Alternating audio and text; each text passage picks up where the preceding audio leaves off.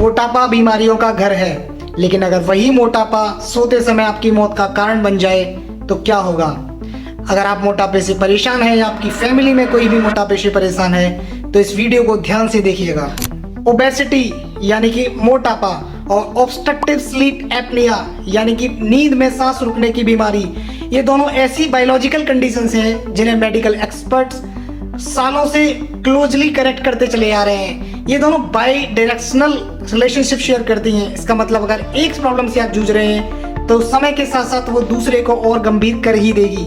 मोटापा और sleep apnoea के बीच जो सबसे क्रूशियल एनाटॉमिकल रिलेशनशिप है वो है excessive body weight, specially around neck area और अपर टॉर्सो, जो डायरेक्टली अफेक्ट करता है हमारी ब्रीदिंग को।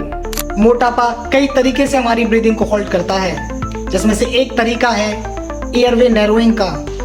मोटापे की वजह से हमारे नेक और थ्रोट एरिया के आसपास जो फैट एक्यूमुलेट होता है यानी कि फैट जमा होता है वो हमारी अपर एयरवे की मसल्स को कंप्रेस करता है, और जब हम सोते हैं तो हमारी मसल्स नेचुरली रिलैक्स होती हैं या नैरो हो जाती हैं, जिसकी वजह से नींद में सांस रुकने का खतरा हमेशा बना रहता है, और इसी को कहते हैं ऑब्स्ट्रक्टिव स्लीप एपनिया या फिर नींद में सांस रुकने की बीमारी। मोटापा कई और तरीकों से भी हमारी बॉडी को अफेक्ट करता है। जब हमारे एब्डोमेन एरिया के आसपास फैट एक्यूमुलेट होता है तो हमारे डायाफ्राम की मूवमेंट को रेस्ट्रिक्ट करता है, जो घटाता है हमारी लंग्स कैपेसिटी को। इसके अलावा मेटाबॉलिक साइकिल, डिसरप्शन इन हार्मोन्स और इंसुलिन रेजिस्टेंस तक को मोटापा अफेक्ट करता है।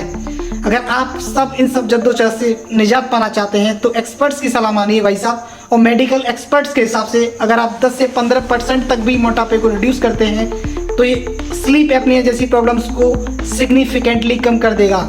और आगे ऐसी और वीडियोस देखने के लिए मुझे फॉलो और सब्सक्राइब भी कर दीजिए।